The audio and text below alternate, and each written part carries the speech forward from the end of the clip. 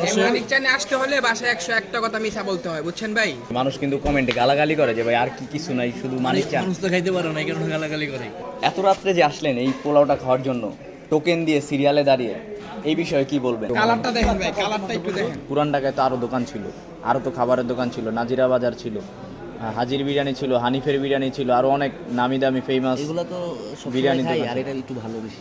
তুমি জানো যে আমি মানিক চানের কথা বললে আজকে নাও আসতে পারি, কারণে তুমি বলছো যে পুরান ঢাকায় যাবা খাওয়ার জন্য, কিন্তু এখন এসে বলতেছো মানিক চানে খাবা।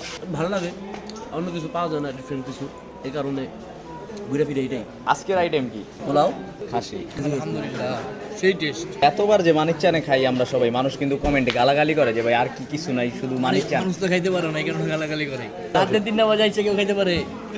তুমি আসছো কেন 3টা বাজে? ফ্যান মানিক চানের। মানিক চানে আসতে হলে বাসায় 101টা কথা মিথ্যা বলতে হয়, বুঝছেন ভাই? কেন? মিথ্যা বলতে হয়, রাত্রে তো ঘরের থেকে ভাই বের হতে দেয় না, বুঝেন না আপনি?